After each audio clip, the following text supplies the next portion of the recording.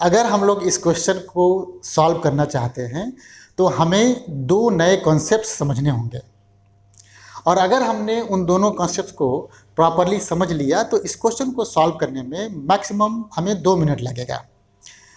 और दूसरी बड़ी बात यह है कि जो भी कॉन्सेप्ट हम लोग पढ़ने वाले हैं वो IIT JEE के कोर्स में नहीं है। तो बहुत सारे बच्चे ये कह सकते हैं कि सर फिर इसको पढ़ने का क्या मतलब है। तो मेरा यहाँ पे यही कहना है कि भाई कोर्स में तो नहीं है तो डायरेक्ट क्वेश्चन तो नहीं पूछा जा सकता है इसमें, लेकिन कंप्रीहेंशन में उन दोनों कॉन्सेप्ट को थोड़ा सा मेंशन करके उनका रिजल्ट दे करके और इनडायरेक्टली ही सही ये क्वेश्चन आपसे पूछा जा सकता है, या इस टाइप का क्वेश्चन आपसे पूछा जा सकता है। तो आप तैयार रहिए। मेरे ख्याल से एरोडॉप का कोई भी क्वेश्चन ऐसा नहीं है जो हमें सॉल्व नहीं करना चाहिए, एज ए फिजिक्स लवर या फिर as a candidate for IIT JEE। ठीक, तो चलो अब हम लोग उन दोनों कॉन्सेप्ट्स को बारी बारी से आराम आराम से समझते हैं। पहला कॉन्सेप्ट ज्योग्राफी से रिलेटेड है। इसमें चलिए ये मान लीजिए ये आपका अर्थ है। हमने अर्थ को एक सॉलिड स्फीयर की तरह माना है। यहाँ मान लो नॉर्थन पोल है, यहाँ मान लो साउथर्न पोल है।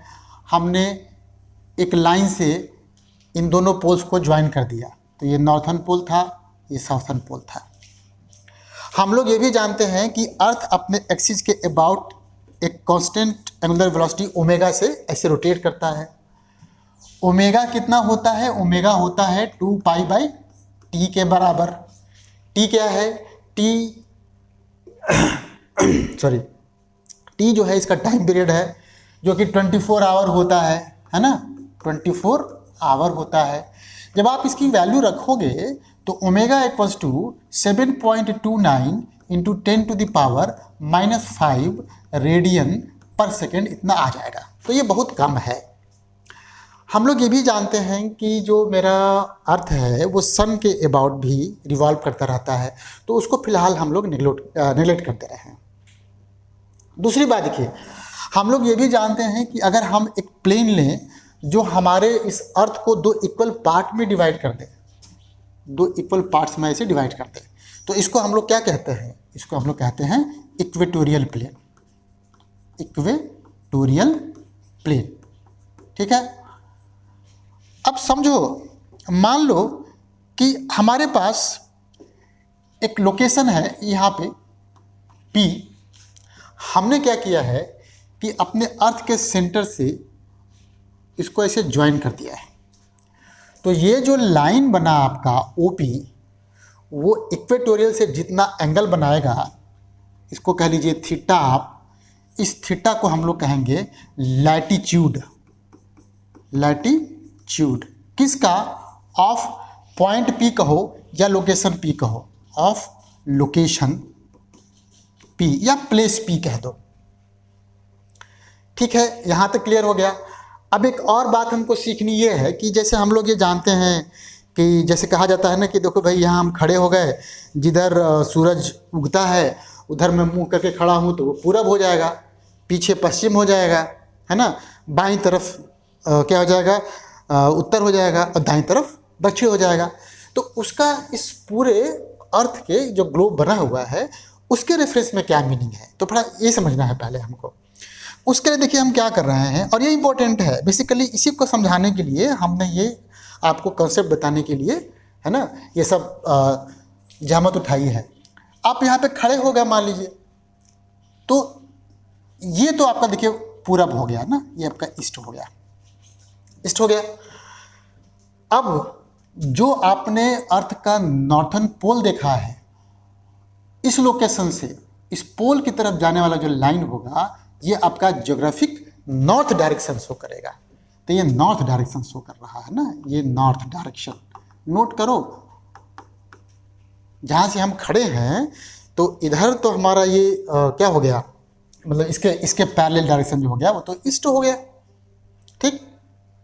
और अपने लोकेशन से ज्योग्राफिक नॉर्थ पोल की तरफ जो लाइन जा रहा है वो नॉर्थ डायरेक्शन होता है। बाकी आप समझ ही सकते हैं कि ईस्ट के अपोजिट वेस्ट हो जाएगा और नॉर्थ के अपोजिट साउथ हो जाएगा। तो ये बात यहाँ पे हमको जानना था, जो कि हम जान गए। अब हम लोग चलते हैं कॉन्सेप्ट नंबर 2 पर, और वो कॉन्सेप्ट नंबर 2 ज़्यादा इम्पोर्टेंट है, क्योंकि ये तो मेरे ख्याल से छोटे क्लास में हम लोग पढ़ भी चुके होंगे और आप में से बहुत सारे बच्चे जानते भी होंगे। तब हम चलते हैं कॉन्सेप्ट नंबर 2 पर। इसमें देखो बेटा, ये जानना बहुत ज़रूरी है, क्योंकि आगे आने वाले 5-7 क्वेश्चंस में ये कॉन्सेप्ट लगना ही लगना है। ठीक है, तो देखो क्या क्या है यहाँ पर। अभी मान लो कि ये मेरे पास एक फ्रेम है जिसको मैं एस कह रहा हूँ, और ये फ्रेम कैसा है, ये इनर्शियल फ्रेम है। हम लोग जानते हैं कि इनर्शियल फ्रेम या तो स्टेशनरी होगा या एक कांस्टेंट वेलोसिटी से मूव कर रहा होगा। ठीक है, इतना हमको क्लियर है। अब हमने एक नया फ्रेम लिया है, और ये बहुत इंपॉर्टेंट कॉन्सेप्ट है, बहुत ही ज़्यादा। ये देखिए, ये हमने नया फ्रेम लिया है, इसका नाम हमने एस डैश कह दिया, और ये हमारा नॉन इनर्शियल फ्रेम है। नॉन इनर्शियल फ्रेम है। तो भैया जब नॉन इनर्शियल फ्रेम है तो इसमें एक्सेलरेशन होगा। ठीक, तो चलिए हम ये मान लेते हैं कि मेरा ये वाला फ्रेम इस इनर्शियल फ्रेम के रिस्पेक्ट में इस डायरेक्शन में एक रेक्टिलिनियर एक्सेलरेशन ए से मूव कर रहा है। ये एक्सेलरेशन है ना, एक्सेलरेशन कितना हो गया, ए से मूव कर रहा है इधर की तरफ। अब सोचना जरा, साथ ही साथ क्या हो रहा है कि अगर मैं इसको ओरिजिन कहूं और इसको कहूं जेड एक्सिस, तो यहां पे ये कांस्टेंट एंगुलर वेलोसिटी ऐसे ओमेगा से रोटेट भी कर रहा है ना। समझो पहली बात को, हमारा ये जो फ्रेम है, पहली बात तो इनर्शियल फ्रेम के रिस्पेक्ट में एक लाइन में किसी एक्सेलरेशन ए से मूव कर रहा है। दूसरा कि ये जेड एक्सिस के about constant angular velocity omega से ऐसे रोटेट भी कर रहा है। ओमेगा क्या है, ओमेगा है एंगुलर वेलोसिटी। एंगुलर वेलोसिटी यहाँ तक सही है। अब हमने क्या किया कि देखो भाई, हमने यहाँ पर एक एम मास का ऐसे ऑब्जेक्ट रख दिया। मैं अपने इस ऑब्जेक्ट का इक्वेशन ऑफ मोशन लिखने जा रहा हूँ in this non inertial frame. तो पहली बात देखिए, बहुत इंपॉर्टेंट है, इक्वेशन ऑफ मोशन है ना, ऑफ मास एम, किसमें, in non inertial frame. Non inertial frame. तो भाई इक्वेशन ऑफ मोशन कैसे लिखते हैं, जितने भी फोर्सेज इस पर लग रहे होते हैं सबको हम वेक्टर के मेथड से जोड़ देते हैं, और जोड़ने के बाद उसको इक्वेट कर देते हैं मास इनटू एक्सेलरेशन से। अगर मैं कहूँ कि इसका इस फ्रेम में एक्सेलरेशन है, सपोज कीजिए ए डैश है, तो आप लिखोगे mass into a dash equals to कौन सा, टोटल फोर्स। तो देखिए एम इंटू मैं ए एस लिख दे रहा हूँ। ए एस का क्या मतलब है अभी मैं क्लियर करता हूँ।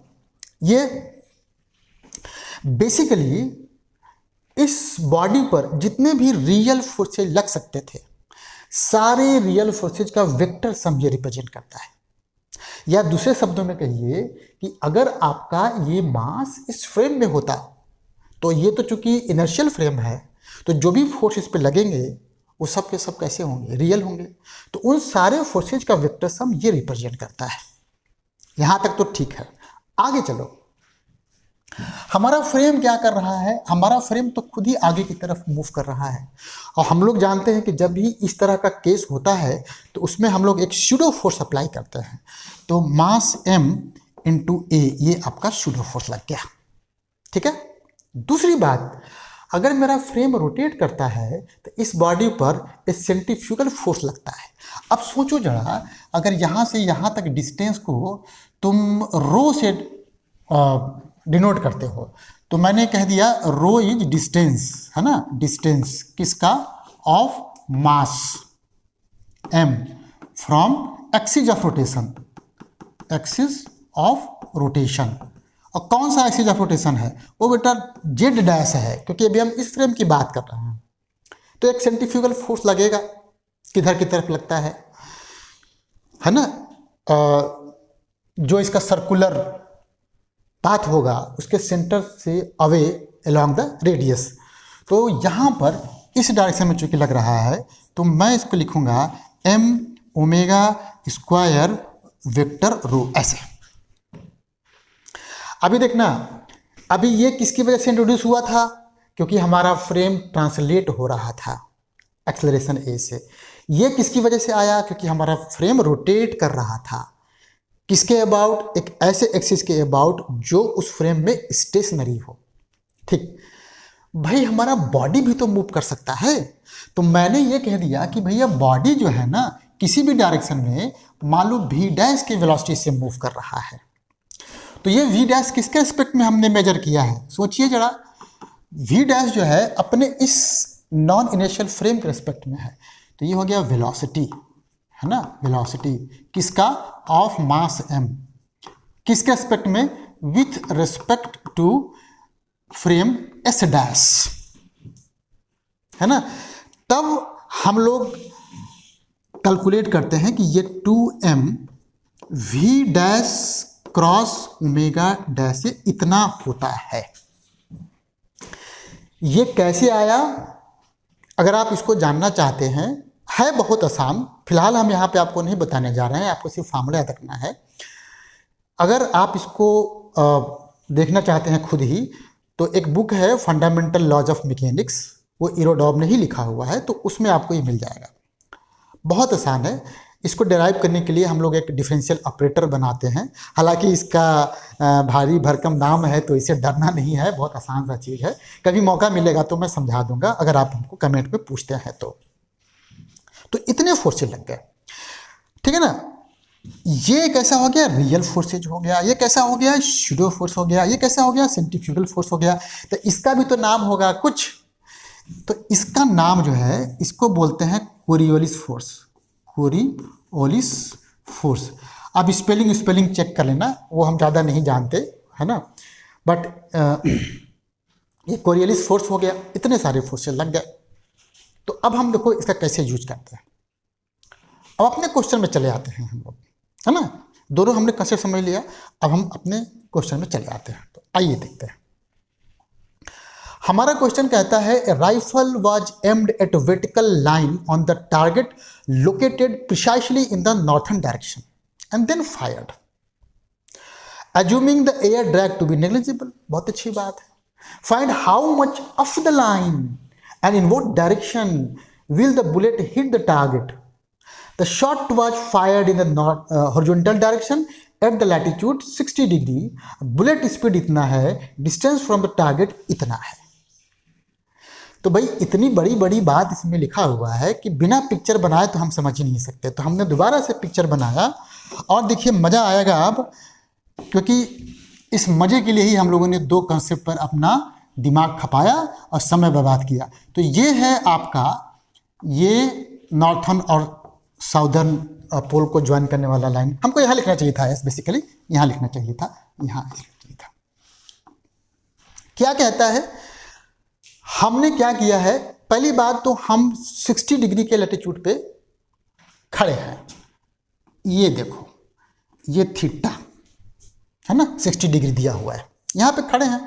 हमने नॉर्थर्न डायरेक्शन में ऐसे एक टारगेट है, उस पर निशाना लगाया और गोली दाग दी, और हमने, है ना, हॉरिजॉन्टली फायर किया था। हॉरिजॉन्टली नोट कीजिए, मतलब किसी एंगल पे नहीं, एकदम हॉरिजॉन्टली फायर किया था ऐसे। तो इसका मतलब है कि मैं बड़ा प्यार से पिक्चर बनाऊं, तो यहाँ से मैंने गोली दागी इस डायरेक्शन में, है ना। बहुत अच्छी बात। कितने की वेलोसिटी से, तो ये वेलोसिटी भी हो गया हमारे पास, भी डैश कह लो, ये भी डैश है, बेसिकली भी डैश है आपका, है ना। समझने में आसानी हो जाएगी इसलिए मैंने भी डैश कर दिया है, अदरवाइज बुक में भी ही दिया हुआ है। यहाँ से यहाँ तक बेटा डिस्टेंस कितना है, मान लो बीच में ही कहीं टारगेट है, मैंने बना तो दिया है ऐसे, लेकिन यहाँ टारगेट ऐसे मान लो, ये डिस्टेंस जो है s के बराबर है, ये सब दिया हुआ है। अब जिस डायरेक्शन में मैंने ऐसे फोर्स लगाया है, मतलब गोली दागी है, उस डायरेक्शन से साइड वाइज ना लिखा है ना, ऑफलाइन साइड वाइज कितना और किस डायरेक्शन में वो जाकर के गोल टारगेट को हिट करेगा, वो फाइंड आउट करना है हमको। Very good. चलिए तो एक काम करते हैं हम लोग, अब थोड़ा थोड़ा अपने चीज़ को हम समझने लगे हैं। हम चूंकि यहाँ पे लोकेटेड हैं तो हमने क्या किया कि यहाँ बना दिया, इस डायरेक्शन में बना दिया एक्स एक्सिस, और ये जो जिस डायरेक्शन में हमने गोली चलाई है ना, इसको बना दिया हमने वाई एक्सिस। और जो वर्टिकल डायरेक्शन है, वर्टिकल कैसा होगा, वर्टिकल बेटा ऐसा होगा, ये जेड डायरेक्शन है। मैं जानता हूं कि इस डायरेक्शन में यूनिट वेक्टर होता है आई कैप, इस डायरेक्शन में यूनिट वेक्टर होता है जे कैप, इस डायरेक्शन में यूनिट वेक्टर होता है के कैप, राइट। और अपना जो फ्रेम है वो तो अर्थ के साथ अटैच्ड है, तो वो भी रोटेट कर रहा होगा ऐसे। मैं क्या कहता हूं कि ये जो देखिए ऐसे रोटेट कर रहा है ना ओमेगा से, तो क्या मैं इस लाइन को यहाँ कर दूं, ऐसे यहाँ कर देता हूँ। अब मैं क्या करूँगा, देखिए अब मैं वेलोसिटी को और आपका जो है एंगुलर वेलोसिटी को, ये जो वेलोसिटी v है, इन सब को वेक्टर फॉर्म में लाऊंगा, क्योंकि तभी तो मैं इक्वेशन ऑफ मोशन लिख पाऊंगा, अदरवाइज तो पॉसिबल ही नहीं है। तो मैंने क्या किया, मैंने देखिए ओमेगा को वेक्टर के रूप में लिखने की कोशिश करी। अगर ये वाला थीटा तो ये 90 माइनस थीटा, तो ये भी तो 90 माइनस थीटा, और ई वाला कितना हो गया, थीटा। तो ओमेगा साइन थीटा के कैप, ओमेगा साइन थीटा के कैप, और इधर की तरफ हो जाएगा प्लस ओमेगा कॉस थीटा जे कैप। हमारा ये वैल्यू आ गया। ओमेगा हम पहले ही कह चुके हैं 7.29 10⁻⁵ रेडियन पर सेकेंड। यहाँ तक क्लियर। भी डैश क्या लिखोगे, भी डैश लिखोगे चुपचाप से लिखो 900 जे कैप ना, सीधा ऐसे मारे हो तुम। अब चले आओ इस बॉडी पर लगने वाले फोर्स कंसीडर करते हैं। तो मास हमने अपने बुलेट का m मान लिया है, तो m इंटू इसका जो एक्सेलरेशन हो गया, एक्सेलरेशन, अब हमारा चूंकि रोटेटिंग फ्रेम है तो मैं इसको s डैश कह देता हूँ, ऐसे पीछे जैसे लिखा था। ये हो जाएगा MAS। ये कौन सा हो गया, जब मेरा अर्थ रुक चुका होता, मतलब रोटेट नहीं कर रहा है अर्थ, तो जो फ्रेम अटैच्ड है इसके साथ वो तो बिल्कुल इनर्शियल हो जाएगा। तो उस मोमेंट पर सिर्फ और सिर्फ ग्रेविटी इस पे एक्ट करेगा। तो बेसिकली ये वेट हो गया है, ग्रेविटी की वजह से ना जो mg फोर्स लगता है वो ये हो गया। आगे चलते हैं, -m। भाई देखो, तुम किसी भी एक इनर्शियल फ्रेम को लोगे, जैसे मान लो कि सन से अटैच्ड एक इनर्शियल फ्रेम ले लिया तुमने,